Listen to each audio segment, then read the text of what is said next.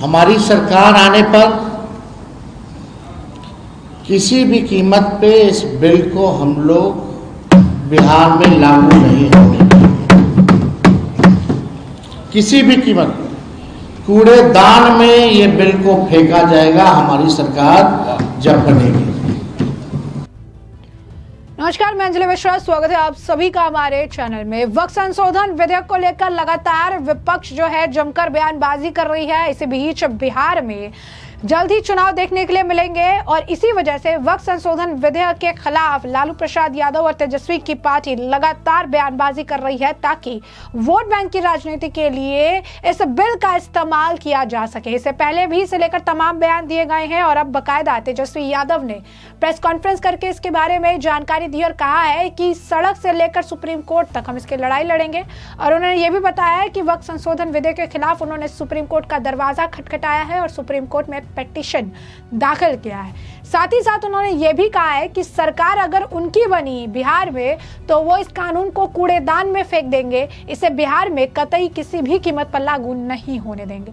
तो ऐसे में पूरा माजरा क्या है, क्या कुछ कहा है राजद के नेता तेजस्वी यादव ने, आइए विस्तार से जानते हैं। तो ऐसे में आपको बता दें कि राजद नेता तेजस्वी यादव ने बकायदा आज जो है प्रेस कॉन्फ्रेंस उन्होंने पटना में की और इस दौरान उन्होंने वक्फ संशोधन विधेयक को लेकर बड़ा बयान दिया और अलग अलग दलों के नेताओं के बयान पर प्रतिक्रिया भी दे दी। इस दौरान तेजस्वी यादव ने कहा, जिस प्रकार से आरक्षण की लड़ाई पिछड़े दलित का हम लोगों ने बढ़ाया था, बीजेपी ने आकर उसे रुकवाने का काम साजिश के तहत किया।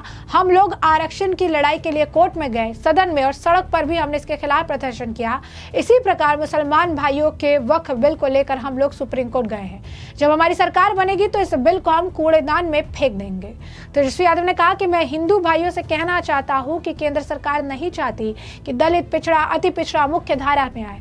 ये इनको रोकने की साजिश है। आपको देखना है कि 65% आरक्षण को इन्हीं लोगों ने रोकने का काम किया। हमारा मानना है कि मुसलमानों के बाद ये ईसाई, सिख सब पर हमला बोलेंगे। खास तौर पर हिंदू जिनकी आबादी 80% है, उस पर ये लोग निशाना तानने का काम करेंगे।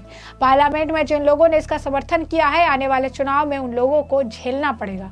तेजस्वी यादव ने कहा कि हमने देखा कि मुंगेर में डिप्टी सीएम सम्राट चौधरी को अधिकारी मटन परोस रहे थे। नीतीश कुमार की फोटो हटाकर मोदी जी की सिर्फ तस्वीर लगाई जा रही है। चुनाव तक ये लोग नीतीश जी को जैसे तैसे साथ रखेंगे और इसके बाद क्या परिणाम होगा ये लोग सब जानते हैं। क्या कुछ और कह रहे थे, तेजस्वी सुनिए। और आप सब लोग जान रहे हैं कि राष्ट्रीय जनता दल ने इस बिल का जो है, चाहे लोकसभा हो या राज्यसभा हो, कड़ा विरोध हम लोगों ने किया। इस बिल के अगेंस्ट हमारे सारे सांसदों ने वोट किया और हम सब लोगों का मानना है कि यह असंवैधानिक बिल है। साफ तौर पे आर्टिकल 26 जो हमारे संविधान में है, इसका ये उल्लंघन करता है। और ध्रुवीकरण की राजनीति, भाजपा के लोग देश को तोड़ना चाहते हैं, बांटना चाहते हैं। और जो असल मुद्दे जो है बेरोजगारी का, महंगाई का, पलायन का, देश की आर्थिक स्थिति का, इससे जो है गरीबी से मुद्दे से, इस असल मुद्दे से ध्यान भटका करके अपनी राजनीति को सीखना चाहती है। और आरएसएस और भाजपा के लोग संविधान विरोधी इसलिए हैं क्योंकि लगातार संविधान का उल्लंघन किया जा रहा है, क्योंकि ये लोग अपना नागपुरिया कानून को जो है लागू करना चाहते हैं पूरे देश में। हम लोग सामाजिक न्याय, धर्मनिरपेक्षता के मानने वाले लोग हैं। नीति, सिद्धांत, वसूल की राजनीति करते हैं। सत्ता में रहे ना रहे इसकी हमको परवाह नहीं, लेकिन हम लोगों ने आज तक अपने विचारधारा से कभी भी समझौता हम लोगों ने नहीं किया है, ना करेंगे और इस लड़ाई को जारी रखेंगे। माननीय मुख्यमंत्री जी अचेत अवस्था में हैं, उन पे हम कोई टिप्पा टिप्पणी नहीं करना चाहते। उनकी स्थिति को देख के हमको चिंता हो रही है। लेकिन इस बिल में जो भी पार्टियां थी जो अपने आप को सेकुलर पार्टियां कहती हों या सेकुलर नेता कहते हों, उनका पर्दाफाश जो है हुआ और ये दिखाता है कि ये लोग केवल अपने कुर्सी के लिए, अपने स्वार्थ के लिए राजनीति करते हैं, ना कि देश की जनता, एकता या कोई विचारधारा की राजनीति करते हैं। ये इसमें स्पष्ट हो गया। अब कोई कितना भी आकर के जस्टिफाई करे कि नरेंद्र मोदी जी और भाजपा के लोग जो है मुसलमानों का भला चाहते हैं और ये बिल जो है उनके पक्ष में है, तो कोई जो है मानना का काम नहीं करेगा। ये सच्चाई है। तो हम आप सब लोगों को बताना चाहेंगे, सूचना देना चाहेंगे कि जिस प्रकार से आरक्षण की लड़ाई, पिछड़ों का, अति पिछड़ों का, दलित आदिवासियों का जो हम लोगों ने 65% बढ़ाया था, जो बीजेपी आकर के रुकवाने का काम की साजिश के तहत आज ये कोर्ट में है और हम लोग कोर्ट चले गए, यानी आरक्षण की लड़ाई के लिए हम लोग कोर्ट गए, सदन में भी आवाज उठाया, सड़क पर भी उठाया।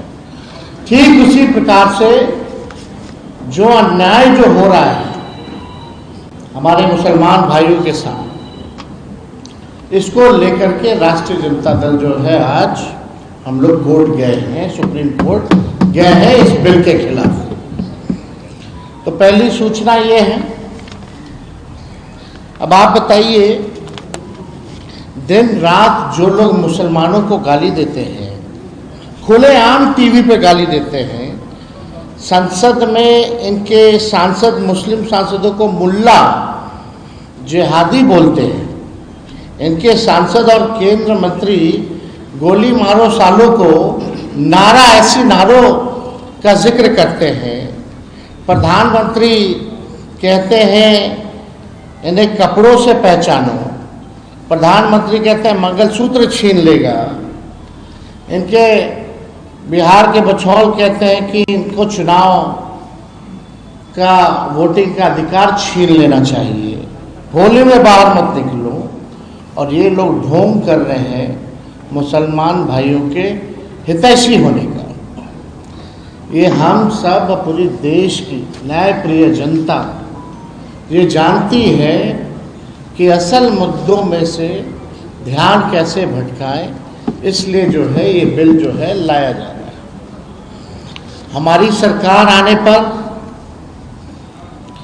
किसी भी कीमत पे इस बिल को हम लोग बिहार में लागू नहीं होने देंगे, किसी भी कीमत पे। कूड़ेदान में ये बिल को फेंका जाएगा हमारी सरकार जब बनेगी। और मैं दलित भाइयों से, हिंदू और पिछड़े, अति पिछड़े हिंदू भाइयों से कहना चाहता हूं कि ये आरएसएस, बीजेपी दलित, पिछड़ा, आदिवासी को सामाजिक, राजनीतिक, आर्थिक, शैक्षणिक और धार्मिक रूप से मुख्य धारा में दूर करने की दीर्घकालिक प्रोजेक्ट है। यानी ये नहीं चाहते हमारे जो हिंदू भाई हैं, चाहे दलित हों, आदिवासी, पिछड़ा, अति पिछड़ा, अभी तो मुसलमान निशाना, लेकिन असल निशाना दलित है, पिछड़ा है, आदिवासी है, अति पिछड़ा है। ये लोग नहीं चाहते कि मुख्य धारा में जो हमारे पिछड़े हिंदू हैं, दलित हिंदू हैं, आदिवासी हिंदू हैं, ये मुख्य धारा में ना आए, इनको रोकने की साजिश है। इसलिए आपने देखा होगा 65% आरक्षण भी इन्हीं लोगों का, इस एनडीए की सरकार ने हम लोगों की मांग की अनुसूची 9 में डालने का, कैबिनेट से हम लोगों ने भेजा था, लेकिन नहीं किया। और मुसलमान के नाम पर, मुसलमान के साथ साथ ये मंडल वाले हिंदुओं का अहित और नुकसान करना चाहते हैं। मुसलमान ही नहीं, इसका निशाना दलित, पिछड़ा, सब लोग हैं। आप लोग लगातार देखिएगा, गरीबी सबसे ज़्यादा, बेरोजगारी सबसे ज़्यादा, पलायन। ये कौन, ये पिछड़ा है, दलित है, इनको आपने नौकरी के लिए क्या किया, मुख्य धारा में लाने के लिए आपने क्या किया? हमने विधानसभा में आंकड़ा दिया था, 0.5% का भी आधा अति पिछड़ा दलित समाज का ना डॉक्टर है ना इंजीनियर है। ये बिहार में ये स्थिति है। तो जैसा कि आपने सुना कि उनका बयान सामने आया है, उन्होंने ये भी कहा कि कौन ऐसा नेता है देश का जिसने वक्फ बिल पर नहीं बोला, लेकिन हमारे मुख्यमंत्री नीतीश कुमार ने एक शब्द वक्फ बोर्ड पर नहीं बोला। वक्फ बोर्ड की लड़ाई संसद के बाद सुप्रीम कोर्ट और सड़क पर होगी। हम लोगों ने कोर्ट में याचिका दायर कर दी है, हमने इसे लेकर पिटीशन दायर कर दिया है। चिराग पासवान के बयान पर भी उन्होंने कह दिया कि वो पीछे से छुरी मारते हैं, मुंह में मीठा मीठा और पीछे से ये सब। उनके पिता रामविलास जी ने गोधरा कांड के बाद इस्तीफा दिया था, क्योंकि या तो उस समय पिता गलत थे या तो ये गलत है। क्या जदयू से इस्तीफा देने वाले अल्पसंख्यक नेताओं का राजग स्वागत करेगी? इसके जवाब में तेजस्वी यादव ने कहा कि कौन इस्तीफा दे रहा है, सब स्वतंत्र है, अगर आने की इच्छा है तो पार्टी विचार करेगी। राज्यपाल आरिफ मोहम्मद खान ने वक्फ संशोधन विधेयक का समर्थन किया था और इसे लेकर उन्होंने कहा था कि उनकी अपनी राय हो सकती है। हम अपनी राय जो है रखते आए हैं। क्या कुछ और कह रहे हैं तेजस्वी यादव, सुनिए। होली है, बुरा न मानो कहकर होली के सांस्कृतिक कार्यक्रम में सिपाही को सम्मिलित करने के आग्रह को मुद्दा बनाने वाले अधिकारियों से अपनी खाने के प्लेटें उठवा, और दूसरी तरफ उप मुख्यमंत्री विजय सिन्हा जी हैं, कितने असहाय और असमर्थ लग रहे हैं कि अपनी ही सरकार के में थानेदार को हटाने के लिए घोस्ट रिक्वेस्ट कर रहे हैं। बेचारे किससे आग्रह कर रहे हैं? यह भी भूल कर खुलकर विरोध भी नहीं कर पा रहे, बोल भी नहीं पा रहे कि आग्रह अगर किस कर रहे हैं तो किससे आग्रह कर रहे हैं, जरा खुल के तो बोलिए।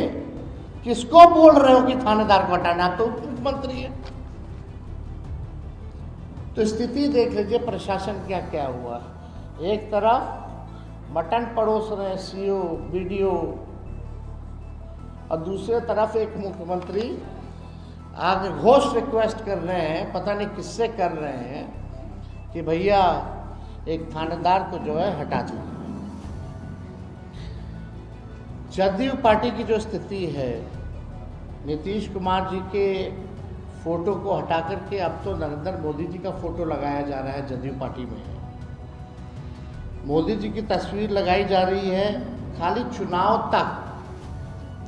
ये नीतीश कुमार जी को जैसे तैसे साथ रखेंगे और उसके बाद क्या परिणाम होना है ये स्पष्ट है, ये सब लोग जान रहे हैं।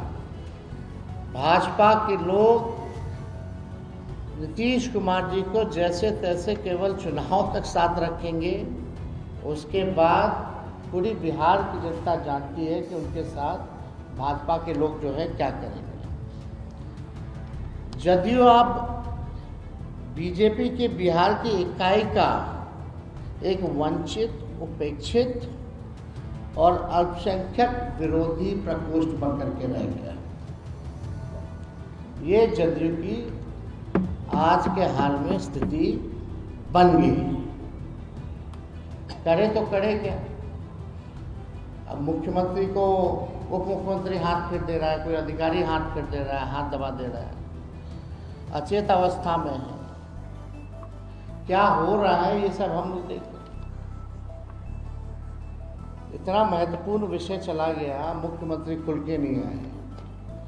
कौन रोक रहा है भाई उनको बोलने से? ये तो कौन ऐसा बड़ा नेता देश का जो है इस पे नहीं बोला हो। लेकिन हमारे मुख्यमंत्री जी एक शब्द भी अगर वक्फ बोर्ड पे अगर किसी ने सुना हो तो जरा बता दो। जब इतने महत्वपूर्ण विषयों पे वो चुप रह रहे हैं